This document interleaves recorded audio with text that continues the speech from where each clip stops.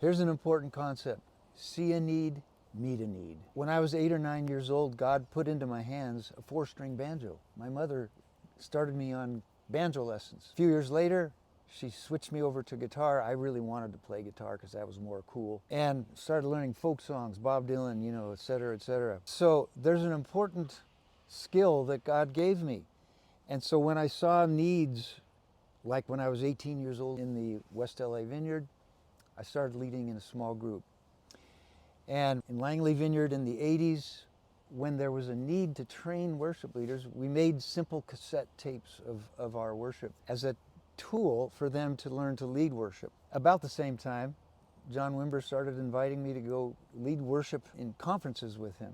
So there's a progression here of seeing a need, meeting a need, then you get invited to do something.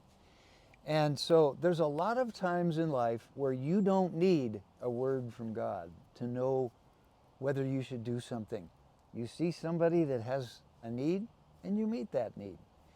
You use whatever God has put in your hands to meet that need. And so I had a lot of great privileges, in my 20s and 30s and early 40s to lead in large venues, travel to many countries. That was wonderful time of my life, although it had its challenges. But then fast forward to the early 2000s, I'm not traveling as much. Life is more simple, more at home. My little church plant is meeting in a charity-based operation, and I see I should use my music to serve in this capacity. And so this was a test for me. Was I willing to serve in a parking lot where a bunch of guys, many of whom were drug addicts, were having dinner? Would I be willing to bring worship to them in that environment?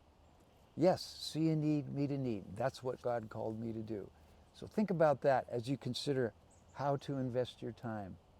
See a need, meet a need.